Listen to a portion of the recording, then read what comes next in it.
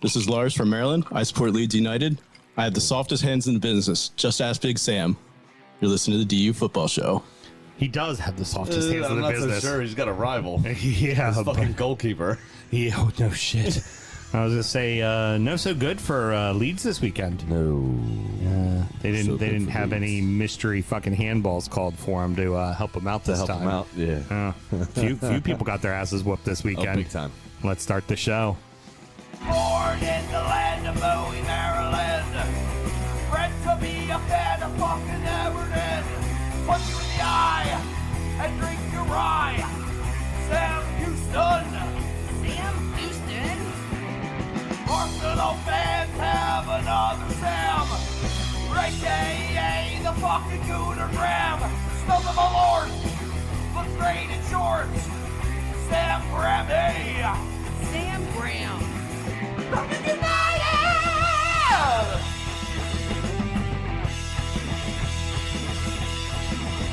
Fucking United!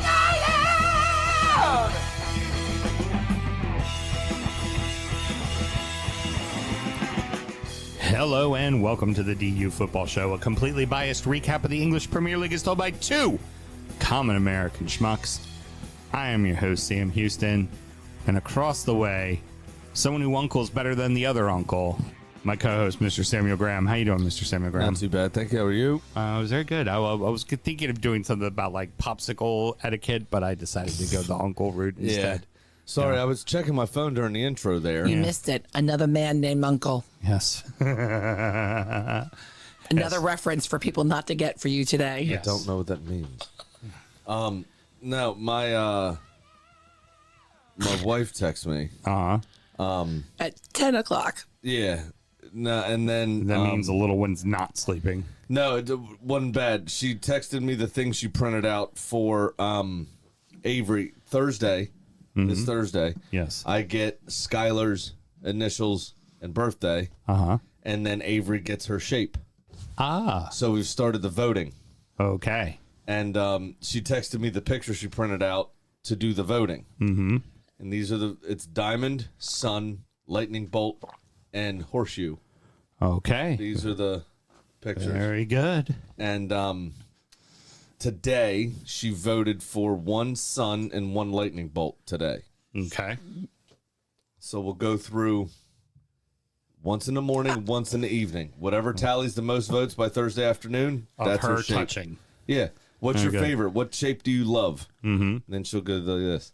And then dinner. What shape do you love? And then she'll pick one. I love it. And then we tally the votes over a 4 or 5 day span, and bang, tattoos. Very good. And of course, on the ones and twos, we got producer Mel. How you doing over there, producer Mel? I'm doing good. Losing my voice, so I'm going to be hitting that muty button quite a bit. Losing your voice, losing your mind, having to take care of the old the blind man today. I'm just annoyed I didn't get a nap. Yeah. Well. I had a lot. People wanted a lot from me today. It was an unusually busy Monday. Producer Mel. Producing. She got shit to do. I got a lot going on. We're recording at the DU Public House just outside the nation's capital. You can check us out wherever you get your podcasts. And, of course, streaming live every single Monday night. Should you want to chat with us, there's many ways that you can. Mr. Graham, tell the good people how they can get in touch. Absolutely. It's at DFootball Show on all the social medias, dfootballshow@gmail.com to get in touch via email. Fantastic. Also, of course, remember TikToks. Follow us on the TikTok. YouTube, if we're streaming live, that's normally where everybody's kind of in the room talking. So you're able to talk to all the people that are doing the show with us as well, that are watching the show, which, of course, is always fun. So all that good stuff. We didn't even start yet. We had 15 questions. It's just, what can I say? We're fucking popular, It's the same fucking cup. Sam and myself both work in the wine and spirit industry and both have a deep, passionate love for all things distilled spirits. So as the red-blooded Americans we are, we vow to have a drink in our hand throughout this show and every single show.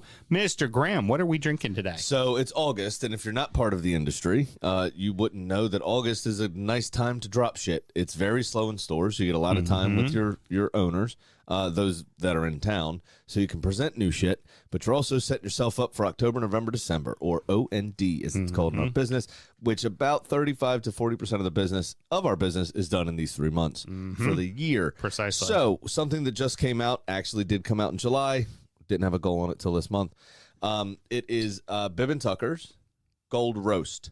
We've had multiple Bibb and Tuckers on the show. Great little whiskey. Yep, this is brand new from them. 6-year-old, 92 proof, just like the original. Still in a number 1 char barrel, like the original. But it is then transferred to a barrel that previously held and still does hold some coffee beans. Ooh, okay. Very fun. So it is just gently steeped for not very long in coffee beans. And essentially, it's not coffee flavored. Right. It's coffee finished. I say, yeah. So I say it's been caressed by coffee. Yeah. Or kissed by coffee. Yeah. So it just gives you a little bit of that black coffee bitterness on the back end, which is a perfect contrast to the sweet bourbon up front. Still gives you a bit of vanilla. It's delightful. I really enjoy it. I have not yet put it into coffee, but it's a great dessert drink. And we were thinking of doing like with chocolate bitters and doing like a coffee Manhattan as the man's answer to the espresso martini. I like that idea quite a bit. Yeah. You know what? It's there. It doesn't kill you. Little dollop of whipped cream on top. Yeah. But And I'm maybe saying, a touch of coffee liqueur to drag the coffee out a little bit more. yeah, well, you kind of like how you would be doing, like, say, like a black Manhattan. You use like a black walnut liqueur. You would use a little bit of a coffee liqueur just to enhance the coffee. But this Say careful, has Leeds are in the league. We can't be talking about black things. It does. The coffee note is there. You can smell it on the nose. You get a little bit of that bitterness on the back. It's not like it tastes like it's espresso bourbon. It does not taste like Correct. that, but it's there. And it's The there. And the it's coffee is quite much lovely. more pronounced on the nose, to be fair, than it is in the flavor. But it's definitely on the flavor. Mel, what do you think of it? I like it. I was thinking maybe like a little dollop of cream in there, make a little martini just by itself. Oh, that's what. Yeah. You would say. Oh, but yeah, like similar to a White Russian almost. Yeah, but that's what I was just thinking. I'm like, ooh, just a little dollop of whipped cream in there. Yeah. Or like a cold foam, Or just ice like cream. a real small cold foam. Yeah, Or just right on a top. scoop, a spoon of ice cream. Yeah. That's not a bad shout. Yeah, I a don't mind spoon that. of ice cream. They do that. What was that restaurant you had back in the day that did the slushies? Oh, yeah. The yeah. $75 Boss Hog slushies. Right, Snake Hill. They still do it every year. Snake Hill does it. It's for one day. They only do a half a bottle now of the Boss Hog, but they make a slushie, and they're not $75. They're like $20. They're not terribly expensive, but they videotape it so everybody sees they are legitimately putting Boss Hog into a Frosty. Right. And they're fucking great. But yeah, doing something like that with this wouldn't be bad. Yeah. Little frap. Yeah, oh yeah, very much so. Little frap with this. I But, could do a summer morning like that. And seeing that I haven't had a cigar in over a week and I won't be having one for a couple more weeks, all I'm thinking is, God, this yeah, whiskey would go that's so true. good with a stick. Man, very do I true. miss not smoking a cigar. All right, what else do we always have to do, Mr. Graham? Always remember to drink responsibly. Good. And please remind me for injury time is a little teaser, by the way. Patreon.com/D Football Show. If you want to hear it later on. That's a good whore. I have a brand in my portfolio called The Muff. And I had a very good time presenting that the other day to my territory. Yeah, you did. Imagine so. I presented my muff all over the place, and all the jokes I made were legitimate sentences that meant I was showing you Muff Irish whiskey, so I can't end up in HR. And if you want to hear the rest of them, Listen, DU After injury Dark. time. Very good. DU After Dark. We open with an early season marquee matchup and an introduction to a new Premier League home, both with the same score line. Spurs 2, Man City 0, Everton 2, Brighton 0. Spurs get to spoil the home opener for City. The Spurs love to just be a thorn in the side of City. It's a very strange bogey team to have, in my Yeah. opinion. But this was Pep's 10th defeat to Spurs since he's been in England. Well, the other part I was going to say, City didn't do themselves any favors. They looked ordinary. Now, granted, Yeah. Wolves aren't very good, and they were playing a better competitive team, but I would say Wolves' defense is probably more tenacious than Spurs' defense. Well, I don't know. and You've got Christian Romero and Van der Ven have both been back fit and had full preseason. That's true. That And helps a lot. They are very good, and Van der Ven is very fast. And Christian Romero is a hard-nosed motherfucker, right? I mean... But, like, Porro does not like to get back. Porro... No, he plays high. But everybody... What I noticed about Spurs... Because City still had a load of possession. They still had, like, all that kind of stuff. But what I noticed about Spurs was, like, from Richarlison back to Van der Ven, everybody worked their socks off, including Mohamed Kudus, which I don't know that you would say he was known for at West Ham. Not at all known for at West Ham. Richarlison's been known to work hard even when things aren't going his way.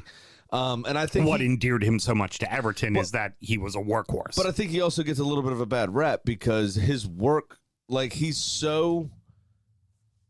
I guess, unpretentious, you know, because you think about Brazilians as being flair players, and there's a good, fair whack of them that do work hard, like Guimaraes, who we'll come on to later on, worked his fucking socks off today. Yeah. Like, a lot of them do work hard and all that kind of stuff, but our impression of Brazilians as being these flair players that do this, that, especially those... It's Ronaldinho. Everybody thinks it's Ronaldinho. Yeah, but especially the ones further up the pitch. Yeah. But he's so... He works so hard, sometimes he looks chaotic, and I think that informs a lot of people's opinions about Richarlison. Right. And then you add in the fact that he's very streaky as a goal scorer. So he'll score you 7 or 8 straight games, but and then he'll disappear for a little while. 12. Now, and hey, let's face it, the assist, who did it come from on the first goal? Richarlison, right? And Richarlison did a lot of the work on that play, too. You know, Johnson just got himself open on the back post and tapped it away.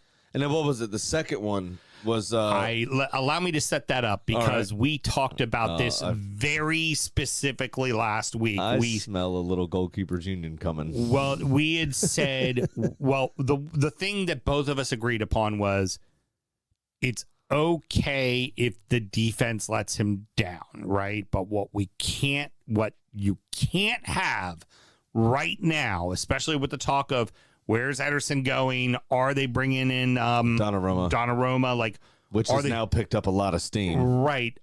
The one thing that couldn't happen is Trafford make a mistake. Trafford made a mistake. But also, I mean, the only thing I would debate in that regards, because it was a bad pass, he shouldn't have passed it to the middle. He did have an outlet to the side. The one thing that I hold against Pep is that a keeper feels that they have to make one of those passes as opposed to just fucking booting it.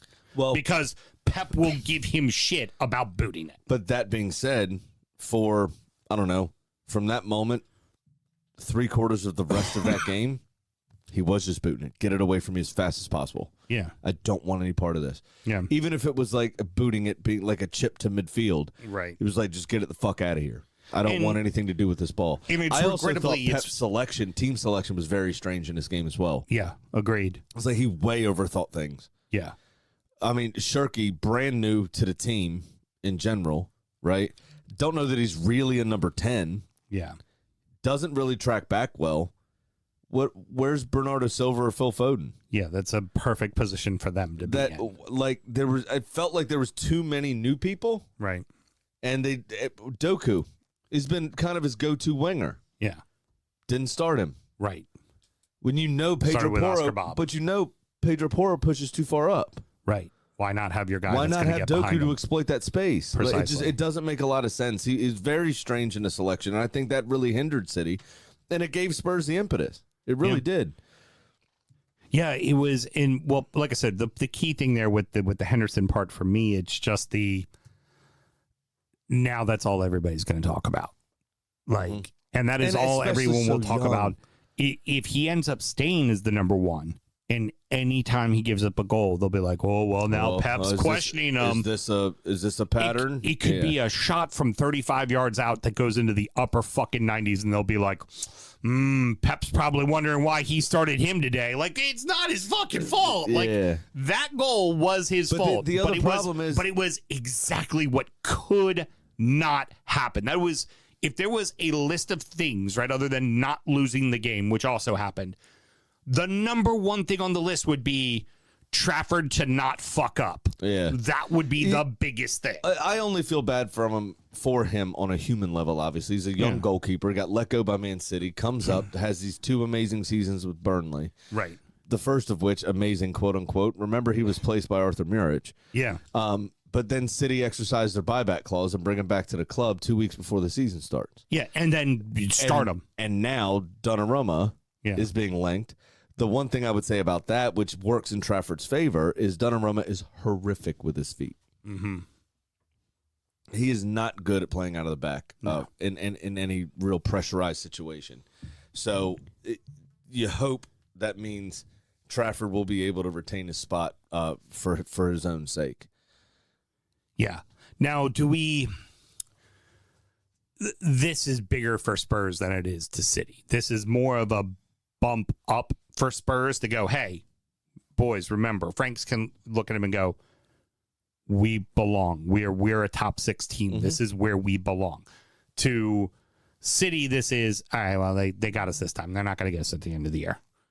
They'll be behind us in the table at the end of the year. Like, they just kind of look past it. The other, I mean, Spurs are going to need to stay fit. Mm-hmm. They weren't able to bring in a lot of the pieces. This is not a dig about Eze. This is dead serious. They were not able to bring in as many pieces as they wanted to bring in, period. Every fucking number 10 they went for, somebody else ended up getting them, or they ended up staying. I'm talking about just defensively. Yeah. And Van der Ven, pacey players like that, you have to worry about their hamstrings. You just do. Mm-hmm. So there's going to be a point where he misses games. Yeah, precisely. You know, it's just going to happen. And I believe Mohamed Kudus plays for an African nation. So in January, he's gone for 4 games. Mm-hmm. Or 4 weeks, rather. Could be an FA Cup in there, you know, maybe 3 games in the FA Cup game or something like that. But he's going to be gone playing in the African Cup of Nations. So they're going to have to deal with some of those things. I mean, obviously, Christian Romero will pick up a red card at some point, so he'll be suspended. Mm-hmm. And it's how do they deal with that adversity, right? Because they aren't as deep as they could be. Yeah. You know, the window's still open. That could change. Of course. But this was a great... You know, and I think their new manager in Thomas Frank is actively trying to not injure his players versus Ange's policies, which seem to activly try to injure his players. Working in Paulinho, like just he's going to be massive for them. Mm-hmm. You see, we saw the dominance of City, obviously, you know, 4 of the last 5 years or whatever it was, and then you know even the league that Liverpool won, City only lost by 2 points, and they would have been record point totals or whatever, right, you know, kind precisely. of thing. Them missing Rodri changed them last year. Mm-hmm. Them missing Rodri to start this season, minus brief cameos. Wolves obviously had their own issues, but this game was screaming out for a Rodri. Right. To settle down the middle of that field. Well, and he did get some minutes at the end, which was key. Well, yeah. But João Paulinho, what I'm saying is Spurs have been crying out for a player like that for many years. Yeah. Not Yves Bissouma, somebody better. Right. And they've got Paulinho, who is probably the second best defensive midfielder, out-and-out defensive midfielder in the league when he was playing with Fulham. Yeah. Behind Rodri. Yeah, pretty much. So, you know, it's a good result for them. It's something they can hang their hat on and get behind when they ultimately finish in 5th. What? Congratulations, Spurs. You beat City. Well done. What a day for Everton. I mean... It couldn't have gone more perfect. I think one of the announcers said that it was exactly how they dreamed it the night before. Yeah, it really was a penalty save, so there was a little adversity there. Oh, but then they stood up to it. The mistakes, like the running joke is God must be a Everton supporter because Matoma put one off the post. Van Heckel took one from distance that got deflected that went off the post. The Tarkovsky literally passing it to O'Reilly and going, here, score. as Pickford made the save. Like, all of it seemingly went well. Grealish was excellent. Well, I'm going to get to him in just a moment because that's going to be the bulk of the conversation here. But, like, people worried about the stadium being loud? Oh, no. Oh, that stadium was plenty fucking loud, right? Yeah. Like, it was absolute insanity. And you know what? I was one of those people that was just like, I mean, okay, I'm sure Grealish is going to be good for us, right? Like, I know he's going to offer more than we have, but is this really where we need to be spending our money right now? Like, we really need a right wing. We really need a right back. Sam, no. That's exactly where we should have spent our money. Every fucking time he touched the ball, 2 players went to him. And every single time 2 players went to him, those 2 players were afraid to play him. They either stepped in front of him and he went around him, or they stepped off him and he went in a different direction. Like, if they went at him, they fouled him. Like, it would just...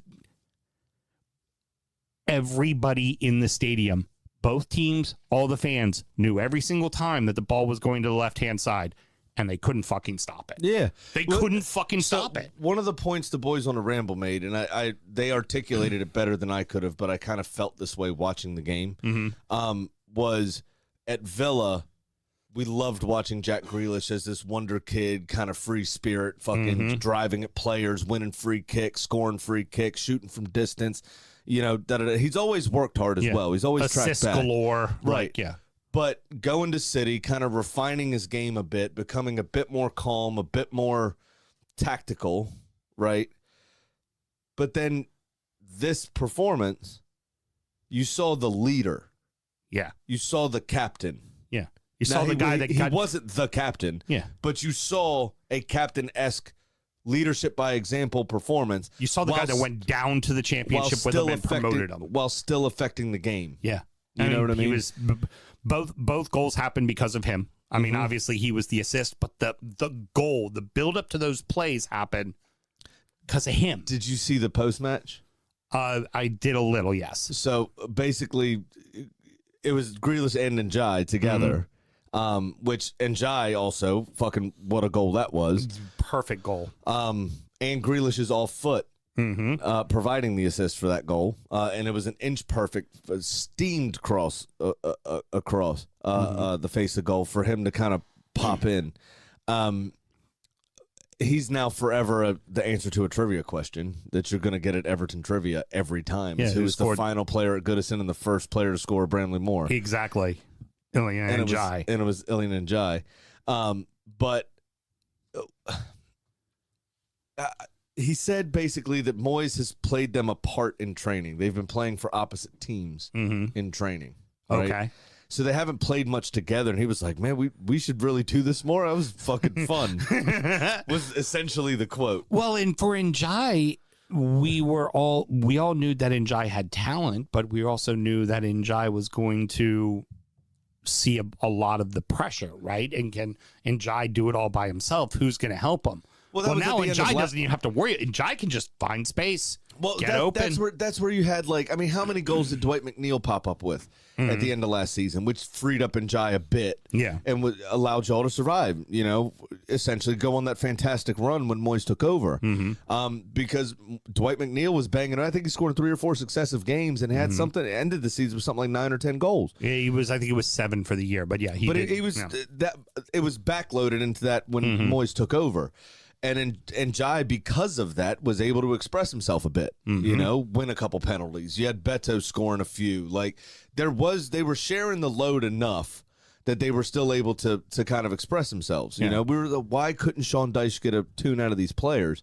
You had a decent squad. Yeah. Right. And now you're seeing the benefits of that. But, you know, it's lovely to see. I'm excited about Jack Grealish there. The world should watch Jack Grealish play football. That's a fun thing to do. He should not be a squad rotation guy at City. Yeah. He needs to be out there expressing himself, and it's awesome. And it's going to free both of them up. Now you have a 3-pronged attack that people are actually fucking worried about. Yeah. And then right behind him, you have Dewsbury Hall just sitting there picking up the passes, distributing, because, I mean, the first goal came from Njai winning the ball, holding on to it, passing it over to Dewsbury Hall, who passed it down the line to Grealish, who then ultimately put it across the middle for Njai to put away. And unluckily for Brighton, they haven't started the season super brightly. Last year, they kind of grew into the season also. Seems like they've started kind of slow. And this was not the game they needed to help build their confidence. No. The stadium was rocking. I told you the best they were going to do was get out of there with a point, because there is a ton of talent in that team. And that team, you know, at the end, Herzl was like, I think we were the better team. You're not wrong. You probably were the better team.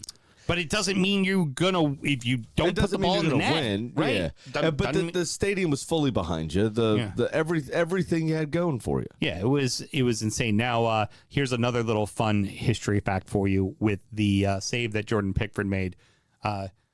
The First game at Hill Dickinson. I've got a fun history fact at the end of this also. Penalty save. Yeah. First ever game at Goodison. Penalty save. Nice. First ever game at Anfield. Remember, it was Everton first. The first title won in Anfield was blue, not red. Right. Penalty save. Nice. So every single stadium that Everton has played in has christened with the first match that is their home ground. They have made a penalty save in that match. That's nice. I do want to qualify what I said earlier. The final male player to score a goal at Goodison. Yes, of course. Because the women obviously have taken Are over playing that there now. That's going to be their stadium now. Yep. So they have probably the best stadium in the women's game. Yeah. Actually. Yeah. Or the biggest at least. Exactly. But yeah, no, it was a great day out. It was a great day out. Z cars was flying. Everybody was the cheering. smoke was going. People were loud. It was awesome. All the players came out with their kids. Almost every single one of the kids had daddy on the back of their shirt. It was pretty great. I like that. That's a great bit when they come out with all their kids for the opener. It was awesome. I love it. And it was, you know what? I'm ready for my fun history fact. Okay. It was such a fun day Saturday. It was totally worth it for the city of Liverpool to lose their UNESCO World Heritage Site status. All right, moving on. We had two big blowouts for clubs challenging for the title with goals coming from all the right players. Chelsea 5, West Ham 1, Arsenal 5, Leeds 0. Yeah, so it started brightly for the Irons, and then it didn't, and then it was bad, really bad.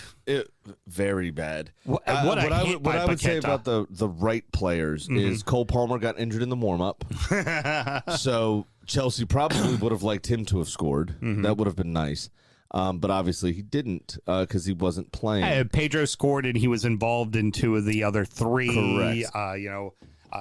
Enzo scored. It was 5 different goal scorers. Forgive me for not having them all written down. João Pedro Neto, Enzo Fernandez, Moises Caicedo, and Trevor Chalobah, the defender they farmed out on loan to Crystal Palace, then called him back in an emergency when other people got hurt. The other key thing about that match is that they were scoring in a very different way. Was all of them were different set types pieces, of goals. winning over the ball. 3 were set pieces or the second phase of a set piece. Right. Lucas Paqueta's goal was brilliant. It was a fantastic strike. You're like, all right, here we go, boys. Nicholas Fulkrug scores, but it's offside. Fractionally offside. Yep. And the second he started dancing, I knew it was going to be ruled out. You were like, oh, it's over. Here it comes. But Chelsea then just turned it on. I mean, 59% possession, expected goals of 2.74. So they doubled their expected goals, especially considering they didn't score to 4. They didn't score the week prior, and we were all like, "Okay, you made all these changes. Where's the fucking offense?" And they won the Club World Cup by scoring goals. I mean, João Pedro came in the quarterfinals as a new player into a tournament that's already started, which is still fucking ridiculous, by the way. Yep. But anyway, he came in and netted 2 on his debut and scored. I can't remember if he scored in the final or not, but I think he did. But they just, after that Paquetá goal and then the Fulkrug chance that got ruled out, Chelsea just completely dominated the rest of the fucking game. And remember, this is a team who last year, if they went down 1-0, you could fuck with them. You could make their life hard, and they would maybe draw you or likely lose to you. Like when you saw them lose games, it was because someone got an early goal and was able to just turn the screw on them and fuck with them. And so that shows some maturity on their end for a team that was already pretty darn young, right? For the most part. So that's big. And honestly, the bigger talking point of all of this is West Ham's in real fuck trouble, Sam. Oh, big time. Like, I don't typically pull the fire alarm and go, holy fuck. They haven't gotten anything to really fix the problems. Correct. It doesn't matter how good your manager is if you don't have the pieces. But now, I think he's going to get, it looks like he's getting found out as maybe not that great of a manager. Yeah. Is the problem. But here, I'm going to mention 2 other clubs specifically. And starting Hermanson, who was the Leicester keeper from a couple years ago. Starting him over Areola, It was somebody they went out and sought. He wanted him specifically. Yeah. And like, why aren't you? So- should be playing Areola. So when I'm going to bring in Wolves real quick. Uh-huh. Not really talk about the game. Mm-hmm. Other than Wolves' performance wasn't very good. Mm-hmm. And then Brentford, who was another team we were worried about, whose performance was very good, I thought, against Aston Villa. Okay. Now, it didn't really need to be super good. Villa didn't offer I was much. going to say, don't take too much because we pretty much just talked about that game. Well, yeah. So, but after their first week display, Yeah. much better. Yeah. A coach with no first team experience. This result from Graham Potter is informing who I'm going to pick to lose his job first. And it's not Vitor Pereira, and it's not whatever fucking goalkeeper coach that took over for Thomas Frank for Brentford anymore. After this weekend is what I'm saying. Graham Potter's losing his job first. It is panic stations. It really is. It really, really It is. is fucking panic stations at West Ham. And I'll tell you, because I picked whoever it was, Nottingham Forest they have next. They're going to start 0-3, and they're going to be at least, -4, 3-0 -7. I have in my bet over 1.5 goals in the game, and I don't think West Ham's scoring one. So You see them potentially being -10. -10 and rock bottom of the fucking Premier League. Yeah. After at the first international break, and that's the best time to look for a new manager because you got 2 weeks off. Yeah. I mean, it's bad. And I know it's early and it sucks because a man's losing his job, and you never want to see that. But it is absolute panic stations, especially when 3 of the promoted clubs, all 3, count them, 1, 2, 3, have picked up a win. They've in already their got a first win in 2 there. games. Yep, they've already got a win under their They've belt. already got 3 points on you. Yeah, that 3 points is going to fucking mean something. And that goal difference is going to mean a lot. Oh, yeah. Big time. And what they may need to do is go find one of the, the old tread out of, I mean, it won't be Big Sam because Big Sam managed them before, but that type of manager just to fucking keep them alive. Sean Dyche is already being talked about. Yeah. Like Sean Dyche is already being talked about. Just bring them in to keep them the fuck alive. And that's it. It is absolute fucking panic stations there. It's bad. Completely. It's bad, but I got agree. called a dinosaur for liking Moyes there. Yeah. Yeah. Yeah. I get ridiculed for thinking that was a good idea. Then he goes to you and does a brilliant job and keeps you up. Actually finished in, 14th last season? Comfortably safe. You also... And then starts off this season like this? Come on. But then you also wonder, Maybe at some point, I just know what the fuck I'm talking about. does going for a trophy like that, because you do extend your pocketbook a little too much at that point to get a team that can do that for these, quote, mid-table clubs, is the gamble worth it? Is there enough money in it that because it eventually comes back to bite you in the ass? It's not even that. It's the fucking hierarchy that doesn't know what they're doing. It's the ownership group that doesn't know what they're doing. Very true. It's fucking farcical. Because look what Brentford and Brighton have been able to do without winning anything. Right. Yeah, they've been able to stick around. They replace players and then sell them on for a massive profit. Right. What have West Ham not been able to do? That. Yeah. What have they also not been able? What have they been able to do? Ruin striker after striker after striker. Yeah. And absolutely fucking ruin them. Yeah, pretty much. You know what? You're not wrong. Not wrong at all. This game was never in doubt. Leeds and Arsenal. I think men against boys. I think Leeds knew before they even walked on the pitch today's going to be a long day. Especially because we unveiled Eze at the beginning of it. Yeah. I was chatting with Lars offline. He's like, got one of the 3 hardest games that we're going to face all season out of the way. You were chatting with him IRL? Yeah, a little. Yeah. In real life? Yeah, in real life. Yeah.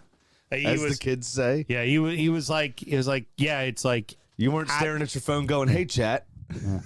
Saying at Liverpool, at Arsenal, at City. Yeah. Like, those are going to be the ones. And it's like you don't want to give up as many goals as you did, but, Well, we came out of it the worse for wear. That's what I'm going to get to. So it's not to say that you guys weren't without some problems, right? But the big things, obviously, introduce Eze to everybody. Gokares gets you a brace. You score. His song is fantastic. You score 2 off of. Yes, I've heard the song. I've heard. Then you get 2 off of corner kicks as well.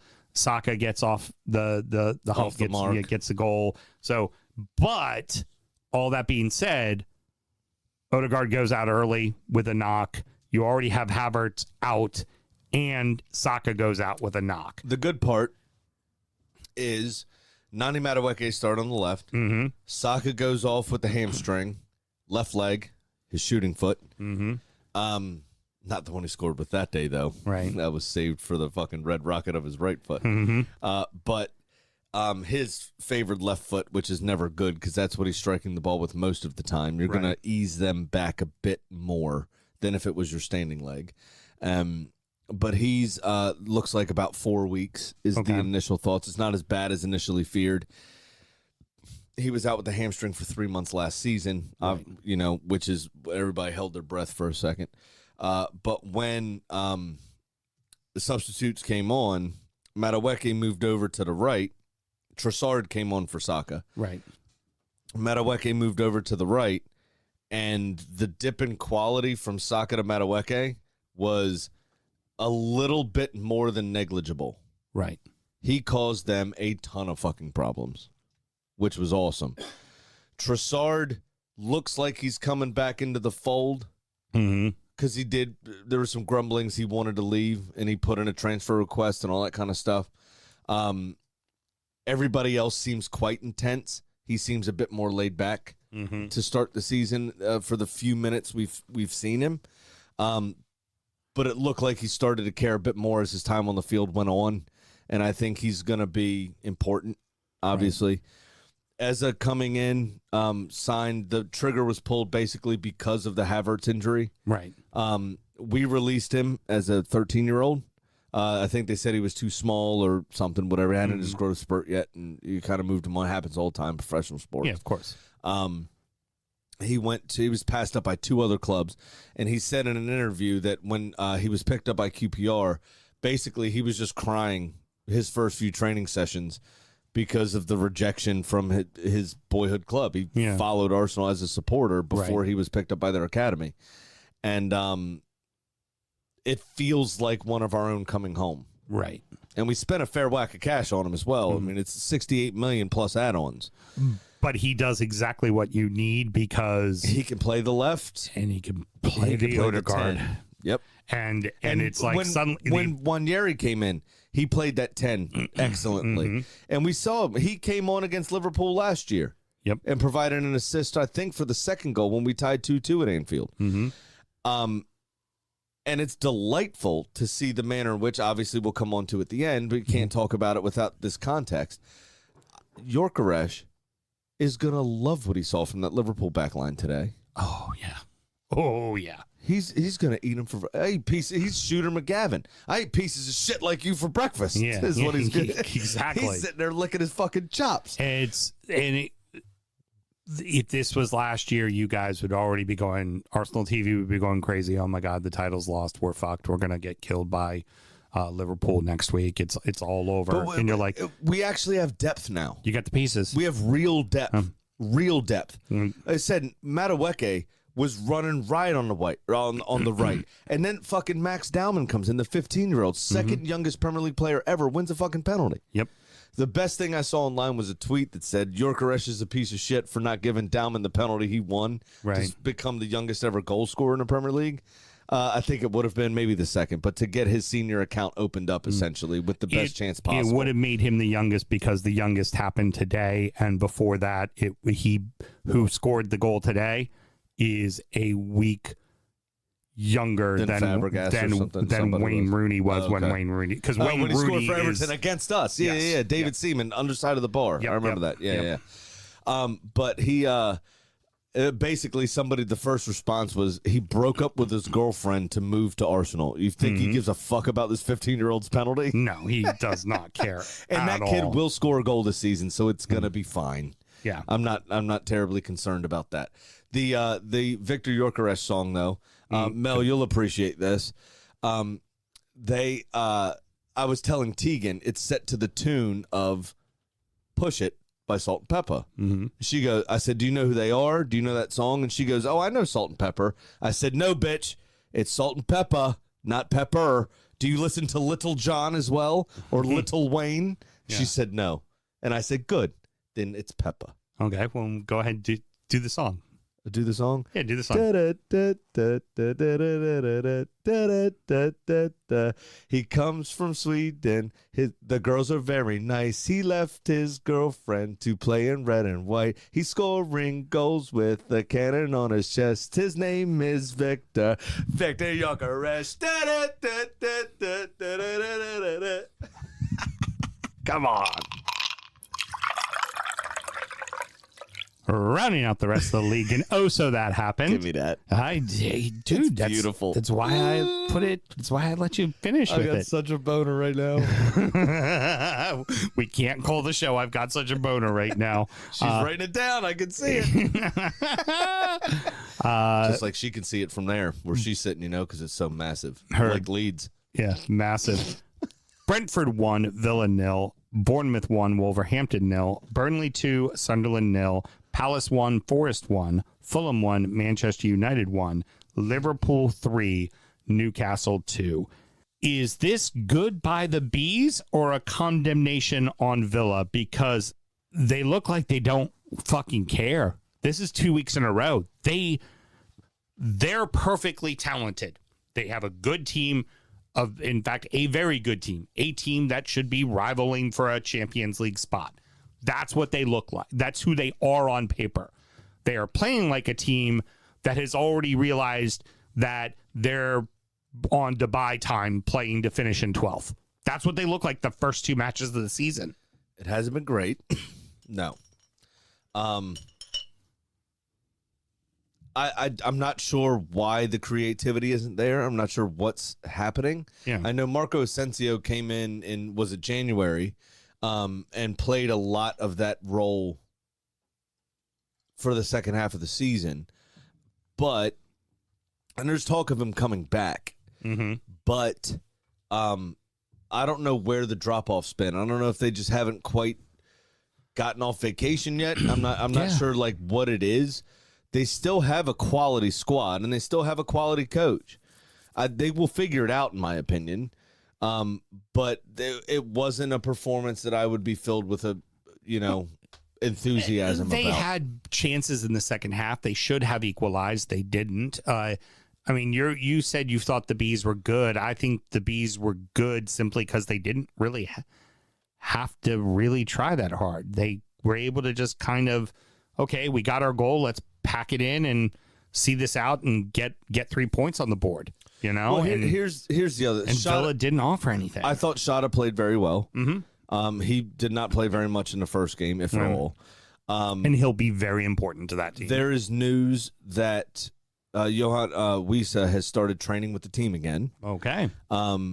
We also can't talk about that without the context of the Newcastle game. Right. Isak was in the stadium in the owner's box. Yeah. So maybe he's coming back into the fold. Maybe Liverpool have cooled their interest. Right. Potentially. Right. Maybe he stays, which means Newcastle don't need Wisa. Mm-hmm. That's 19 goals added back into the team. That's a big difference right there. Django Wantara, Mm-hmm. and I know his name isn't Django. Mm-hmm. Is it Django? Jenga. I thought it was. Something. Yeah. I called him Django because of the movie. Right. Obviously opens up his account on his first appearance. Great goal by him, by the way, too. Phenomenal goal. Great individual But that's effort. promising. Yeah. In terms of the way Brentford played in their first game, I say that goal was worth about £20 million. Yeah. I mean, Repaid about half of what they spent on him. yes. It's super important. Now And that then being, Kelleher is huge, right? Mhm. I mean, we said in any other Premier League team, realistically, from, 7th down to everyone else then, I guess. Kelleher would be a starter. Kelleher would be a starter. So they upgraded on Flecken, in my opinion. Oh, yeah, big time. And got some money for Flecken. Yeah. So part of the reason I think they're going to be fine is because of that. Yeah. Oh, Producer Mel, you can't avoid it any longer. Unmute yourself there. Turn the camera on, unmute myself. All right, so I would just want to say, before you say anything, Producer Mel. The disappointment and reservation in it's just, Oh, I got to turn the camera on and unmute this. on Sunday. So, all to be real, I didn't watch the match. I didn't watch the highlights. I didn't fucking care. It was in my ear while I was at the petting zoo. Yeah, and he's I giving me told her what was updates. going My on. phone's vibrating, and I'm getting the stuff, and I'm like, nah, I'm going to go play with the llamas. Yeah. Your phone was vibrating, huh? Well, because I get I'm in the Updates. villa. Well, of course. So yeah. it felt better than it would have felt had you seen it. Yeah, if you know what I'm saying. Definitely. And Sam was all too happy to tell me about the second goal. Fortunately, I got called back, and Wasn't happy. I was like, oh, it looks like he gave up a second. No, it got called It got back. called back, yeah. wait, you know how someone's giddy to tell you something? Oh, honey, God, got bad news for you. Actually, what I live for is fucking with you. And you were so proud that yesterday, when in the morning, you were like, people are going to say it's too early, but it's fucking pumpkin spice time. I got an iced pumpkin spice. My So in sister honor and I, of we that, went to Duncan. We took the niece to gymnastics, pulling to Duncan, and my sister looks at me and she goes, "You know, the pumpkin spice is back." and I went, now, are you getting one? She goes, "Yeah, you." Fuck yeah! Calling all the basic bitches! and because of that, I'm giving Mel Get your infinity scarves together. Let's go, girls. Pull on the the- boots. Jepson's limited edition. Oh, wait, I need my big giant hat. Pumpkin spice flavored limited edition, which is almost empty. I think I might go back to calling it a forever scarf instead of an infinity scarf. I got made fun of that for about 2 years. So It yes, was my little personal vendetta. yeah. So there Oh, you yes, it's officially PSL season. Yeah, there you go. Fuck. I honestly, though, Villa are off to a bit of a slow start, obviously. I think they're going to be fine. I do too. I mean, I don't see 11, 12 worst teams. I think it's a Europa League spot again, probably. but Pumpkin spice is the worst. if this got was chilled on my back. if this was your team off to this kind of a start, I'd be pissed. Yeah, you'd be yeah. fucking furious, Especially right? after we spent 260 fucking million pounds this summer. Their supporters have the right to be like, what Absolutely. the fuck, guys? Like, Yeah. seriously. And most of them had a summer off, Yeah. to be fair. Like, Most of them did have an actual holiday and a fine. full preseason. Fine, we gutted it out at home against Newcastle. They tend to work us over a lot. Like, what? That's fine. This needed to be an emphatic How 3-4 about nil. the kick in the nuts that you heard of David Luiz, not David Luiz, Douglas Luiz. Douglas Luiz. I can't believe Sideshow Bob popped in my head. Mm-hmm. Douglas Luiz signing for Forest. Exactly. And Nuno coming out saying he doesn't even want him. You just That train wreck. And then it was one of their favorite players for years. Right, And precisely. fucking couldn't get it done because of the wage bill. right. Exactly. Keeping it moving. I'm not surprised that Burnley won. It is in their building. It was for Burnley. They beat them a few times last season. Like, they played them in the championship, so they know what to expect with Sunderland. A lot of energy got expent at that home opener because it was such a big deal. And Well, they killed the worm on the T-bone. right, exactly. But it felt like the right outcome for the match, honestly. I know that went against your bet that you thought Sunderland was going to beat them, but I it thought just they'd like ride the wave of taking the West Ham scalp. Yeah. And I mean, Simon and Dingra, a few times we talked about last season at Brighton as a, potentially, he might be able to make a step up and be one of the guys. yeah. Like, he's not going to be the guy. He's going to have to share the guy status, but Right. he could chip in with 10. Right. You know? Exactly. And I thought it'd be enough to get past this Burnley squad who lost 3 of their 4 starting defenders and their starting goalkeeper over the summer. It just wasn't. They're in their building. just They're ready to wasn't go. to be. Yeah. It also helps that in the middle of the second half, they decided to do club turf more, start dropping out the drum and bass and the lights flashing to go along with it. Nice little 10-minute delay there as well. Sunderland did some good things. Yeah, they did. They did. They didn't look. It's not like they play like shit. They didn't look bad. They played a team who knows them very Who knows well. them, yeah. And was ready for them, and honestly went, this But is our Burnley- home opener. Burnley We're going to were win. Very good in large stretches of the game as well. I think it's something they can take confidence from, and I think they're going to need to take that confidence and kind of play the rest of the season as a fake it till you make it kind of thing. Because they will struggle. They will struggle. No essay, no problem. Moving on. Ishmael Sarr's that guy now. Like Palace, just fuck it. We'll keep it moving. Yeah, they're always going to be organized. Ali Glasner is a phenomenal coach. They did not upset their defense very much. It looks like Gahey might be leaving, but that didn't look like a problem. Right. Mitchell, LaCroix, and whoever else it was. Richards had everything. And then Daniel Munoz as well. Yeah, but they almost played that three at the back with the wingback situation. They're going to struggle for creativity, without Eza. And that was evident in their Conference League playoff win. Right. Only 1-0. I think they only had 2 or 3 chances they missed as well against a team they should be fucking putting the sword to. Right. So that creativity is going to be hard to replace for them. On the Forest side, here you obviously have the summer with the multi-club ownership issue with Lyon from France and John Textor and Crystal Palace versus Marinakis, who put his shares in a blind trust just after the due date, but months prior to Textor doing it. Right. And then Palace being demoted from the Europa League for their FA Cup win down to the Conference League, and you had Forest being promoted to the Europa League as a result of this whole situation. And the That crowd led to tifo being unfurled. That showed Marinakis holding a gun to Morton Gibbs-White's head.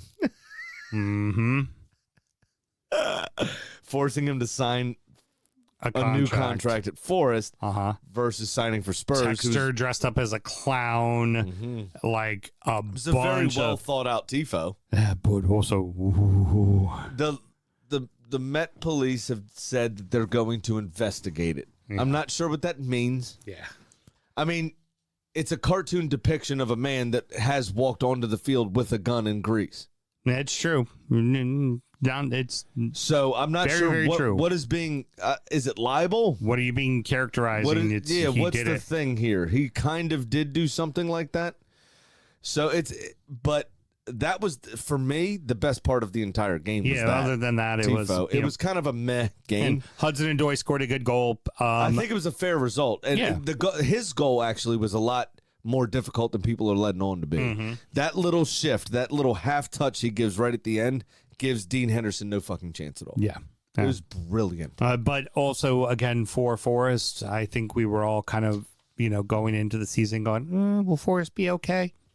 Forest going to be all right. And now they've added Douglas Luiz. Yeah, Forest going to be all right. The issue is they may lose Nuno. He's been saying some weird shit in press conferences. Not good. Spatting with Edu and Marinakis. Not good at all. And then this post-match, he kind of played it down a little bit, but he already said some kind of fucked up shit in the 2 pre-games so far this season. So we'll see what happens with that situation, because if they upset that apple cart, you might lose the dressing room. And you never know. You never fucking know. But no, they look like personnel-wise they're going to be fine, and they're going to keep rolling. New season, same old bullshit from Manchester United. Finding new and interesting ways. No, this would have been a loss last season. That's true. Yeah. This would have been a loss last season. And his points-to-game ratio would have been worse. Now, it's still pretty bad. 29 games played, 28 points gathered. I'll just leave that there. The penalty. Less than a point a game. The penalty. I'm going to say the same thing I said last week about the Everton handball.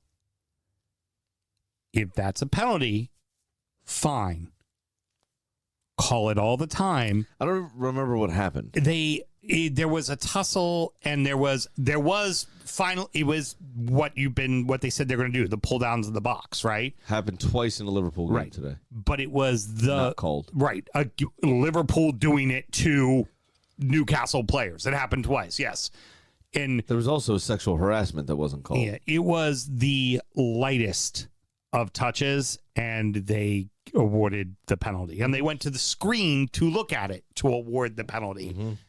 And then, of course, Bruno Fernandes steps up and misses it. And it's because the ref bumped him. That's why he's... So, you're a baseball guy. Yeah. I feel for Bruno Fernandes here. The referees should take more care. Mm-hmm. Because players of any sport really are tremendously superstitious. Right. If their routine is fucked with, you can really put them off. And you saw him remonstrating with the referee before he picked the ball up from the spot to try to reset himself. Right. That being said, it's a free shot from 12 yards, and you're one of the best midfielders in the world. You should probably be able to put that away. Or if it's that big of a deal, the second person who normally takes penalties, Have somebody else take it. just go, hey, nah, nope, and toss it to them. Have somebody else take and it. let them walk up and take it. And you could just say to your gaffer afterwards, be like, dude, him bumping me, it fucked the fucked with routine. my head. Yeah. I was done. Now, that being said, he said all of that about the ref. I can't believe he touched me, that they put me off, all this kind of stuff. Now, ultimately, I put my foot too far under the ball and I lifted it and went into the Thames. Right. He didn't say into the Thames. Right. We said into the Thames. But he said I lifted it over the bar. And I don't think it was actually the Thames. I think it was in that swimming pool on the roof that they installed. Yes. But anyway, the ball was still floating in water.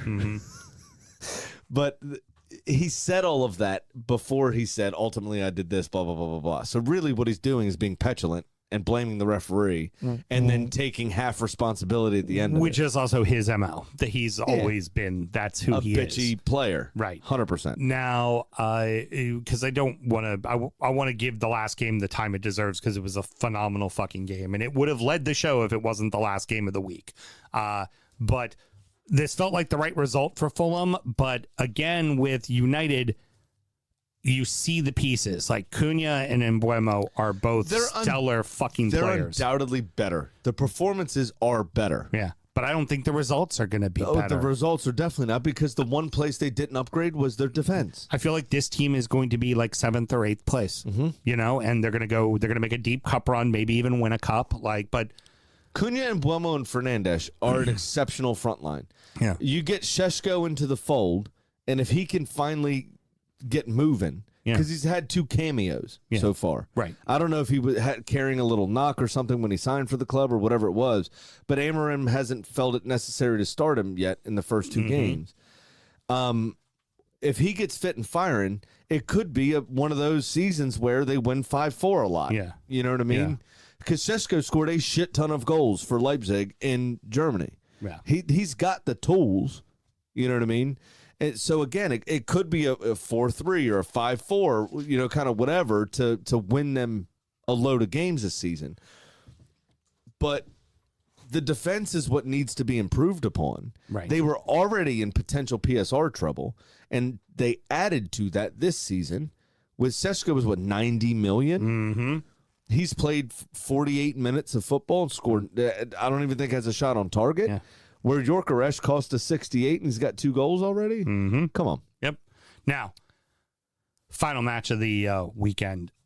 Crazy fucking match. We never actually talked about Bournemouth Wolves, and the only thing that needs to be talked about is it was a good strike from Tavernier. I'm sorry, I looked. You know what I did? He just had surgery, mate. It's fine. Well, I actually I'm here put to hold in. you up as a friend. I put in all the games, but I didn't put in that game. I didn't even put notes for it because it was very forgettable. And it was a good strike by Tavernier. They should have scored more. Saw made a nice save. There was a few. Pardon me.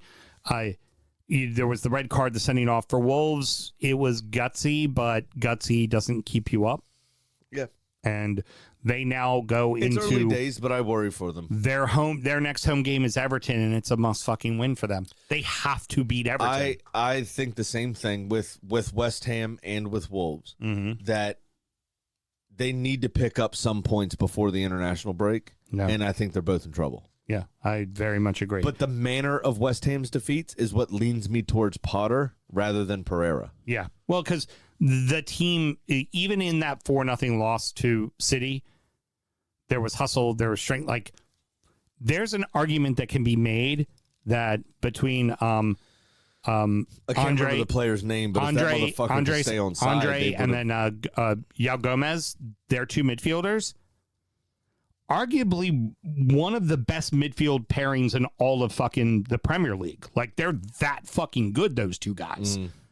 But if you don't have any depth and you don't have the pieces around you, it doesn't matter how good two guys in the middle are. How can they affect the game properly? You know what they can do? They can make sure you lose 1-0 instead of 4-0 when you get a red card. That's what they can do. Like, you still fucking lose, right? Meat and potatoes time. Yes. What a fucking game. Great game. God damn, what a fucking game. Sorry, Russ. I was with one of my stores, and he was like, you think it's going to be a low-scoring game? And I was like, yeah, absolutely do. It usually is. Both defenses are quite good. Both goalkeepers are quite good. I said, I absolutely do. What I can't account for is a challenge like that and a fucking red card. Yeah. So, a red card to open the game up, by the way, because Newcastle had a period of dominance that no one expected after they went down to 10 men. I think old Gordon there for a second went, ooh, old Everton days. Let me go. I can get it back for Pickford 2 years ago. Let me go break the tulip. Hold on, everybody. Moment of silence for the Dutch tulip. Moment over. I mean, his leg looked like rows of tulips. Oh, yeah. I mean, he got him good. It was showing the referee, and they got it on camera. I mean, he had 3 giant stud marks down the... Undeniably. A horrific tackle. Undeniably a red card. Horrific tackle. What are you doing? And here's the bigger point. So they get the 2 goals. They're up 2-0. They give away a 2-0 lead again. 2 poorly defended set pieces. I mean, not they were in the wrong place. They looked confused on those set pieces. Well, so bad set pieces. The first one was Bruno Guimaraes. Header at the back post on the second phase from a corner. Treated Kirkes like a fucking rag doll. No, what I was going to say was, for those of you that remember that it's coming in fresh for the 99 and the 2000, because Kirkes turned his back and backed that ass up. Didn't he? He looked like he belonged in a Juvenile video. Why would you turn your back and lose sight of the ball? Right. Like, know where the ball is. Know where the ball is. Stick your ass out on the knees of your opponent who is already over your head. Because he could see the ball. Yeah. That's the key. Yep. He could see the ball. And put it right in the back of the net. And you're looking at some fat bloke in the front row. What are you doing? I'm going to give a little credit to Newcastle with the attitude of fuck it, go for the win. Because if they didn't go for the win, that game finishes 2-2. That third goal doesn't happen. Which would have been beneficial for the rest of football. but they decided to push it. Well, you know what? It's in your building. It's the second game of the fucking season. Why not go for it? No, I'm with you. Why not go for it? They were dominant. And they were crushing with the long throws, Livramento with the long throws, and Dan Burn. They couldn't deal with it, Liverpool. And frankly, it looked like they were going to get a third. It looked like they were going to win. So fuck it, they went for it. I put in 2 bets at the end of that game to cover everything that I had lost today. And it was Newcastle to win, which would have been beneficial to pay me about $50 essentially. Right. And then I had an over 4.5 for $5 to pay me $21. Yeah. And that $21 took care of my gambling for the day, and I ended up breaking even. And you just knew a goal was coming. I didn't know if it was going to be them getting called on the break or if it was going to be Newcastle getting it over the line. But I knew a 5th goal was going to be scored. Yep. And what a fucking goal it was. Newcastle switched off for a moment. I think it was on the right side would have been Livramento, but I think it came shortly after he had a throw, one of his long throws, so he was out of position, and somebody wasn't covering for him. What? You don't get any points for it, but you should get an assist. What a dummy from Szoboszlai. Yo, just the step over, when let that the ball go by him. Got played, it dragged Fabian Schär completely across, I think was who was defending him, and opened up, the entire quarter of the pitch for this 16-year-old kid to score his goal. And he took it very, very well. And his name is Rio Gumoa. Academy product, I'm sure, from Liverpool. But his nationality was English when I researched him, so I assume he's Scouse. And they were all singing his name is Rio for like doing to Duran Duran. After he scored the goal. What a phenomenal strike it was as well. I mean, Pope had it red. He guessed he went the right way. It was just that good of a strike. Mm-hmm. And of course, leave it to the fucking Reds. After a great week for Everton, of course, they had to figure out a way to take Everton out of the record books, and Rio becomes the youngest goal scorer ever in the Premier League.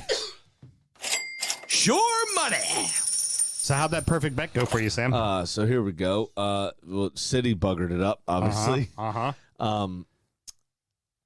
What's that now? Villa buggered it up for you. So there was multiple things that buggered it up for you.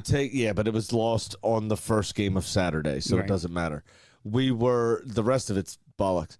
We don't bet the first week, so there's 38 games, right? So it's 37, which makes 74. Yeah. 75 straight losses. You fucking rock. You're so good. Yeah. If you can't figure out why it's called shore money, that's why. So I'm down $100 for the season. And Sammy, what you got? Both of my road dogs missed. Villa obviously lost, and then of course Forest could only manage a draw. So I am down $100. Big Sam's Lock of the Week. And much like Graham, 0% of the time, it works 100% of the time. This week, I am going to take the following. Both teams to score. It's a parlay, a 2-game parlay of both teams to score and over 2.5 goals. Brighton and City, both teams to score over 2.5 goals. Okay. Liverpool, Arsenal, both teams to score over 2.5 goals. I feel like both of those games are at least 2-1s, if not 3-2s, 2-2s, but not picking any winners, but definitely goals from all four of those clubs and definitely more than 2.5 goals in both of those games. I got you. And if I hit that, that pays me out $278. Nice. So this was a bit more of a straightforward weekend, one of those weeks. So I have a fair few legs here. Okay. A fair few legs. A fair few. 9-way parlay. Almost. I've got Chelsea to beat Fulham. And now, it's time for our degenerate gambling friend Pat's Pick of the Week. I mishit a button. Oh, care to comment? This is your time to retort. For all those times you've been a cunt, Sam. Well, you know, if there was a thing, I would have been. Oh, don't start with that. Hey, if Bruno can do it, I can do it too. There's a show title. Just blast it right over the bar. I've got Chelsea to win at home to Fulham, which after their 5-goal thing, I think is going to happen. I've got United to get their first win of the season against Burnley. I don't think they'll have enough to deal with that attacking line. I've got Tottenham or draw with Bournemouth. Because Bournemouth are still pretty fucking organized. I'm not super convinced by Tottenham just yet, but that display against City was fucking good work. Get it the fuck together, Sam. Everton or draw with Wolves. Obvious. Yes. Forest to beat West Ham and over 1.5 goals in the game. Obvious. It feels like a 1-0 to me. I think Chris Wood bags a brace, bud. Not good gambling. And then Arsenal, team goals over 0.5. So they will score against Liverpool. Okay. Period. Terrible with money. Plus 807. Plus 807. All right. Very good. Yeah. Oh. It says 1, 2, 3, 4, 5, 6, 7 legs. Well, that is going to... close. Okay. I'm good. Almost 9-legger. All right. That's going to wrap it up, boys and girls. Mr. Graham, any parting words? Not really. There weren't too many baddies this week. There was a wonderful story, which I will actually get into on the EFL show, that we need to talk about. So make sure you're checking out DU Does EFL in your podcast feed, because Sam and I also follow and talk about the lower leagues. Not as extensively, of course, but there's a very good story about Morecambe. Yep. Morecambe, as they're actually known. If you don't know, we took an affinity to the gorilla that was killed, Harambe. And Morecambe's names are the Shrimps. Shrimps out for Morecambe. Come on. Hell yeah, motherfucker. I think you can figure out the rest from there. All right. And as mentioned, next up is DU Does EFL. And then, of course, Injury Time, where we're going to preview the weekend's action, talk about how the fantasy teams did, and check in on our adopted club while previewing the entire weekend's action as well. Mr. Graham, If you wanted to support our show, how do you go about doing it? It's patreon.com/DU Football Show. Sign up to that $5 tier, and you'll get all the extra stuff Sam just talked about. Obviously, the EFL show, you already said, was free, just comes in your app. But Injury Time and Sound Check are the ones you're getting, and it's lovely stuff. You get to know us a bit better, you get to ask a bit more questions, and, you know, kind of interact a bit more. Lovely. Till next week, everybody. Good night. Born in the land of Bowie, Maryland. Bred to be a fan of fucking Everton. Punch you in the eye and drink your rye. Sam Houston. Sam Houston. Arsenal fans have another Sam. AKA the fucking Gooner Graham. Stump of my lord. Looks great in shorts. Sam Prem, hey. Sam Graham. Fucking good night.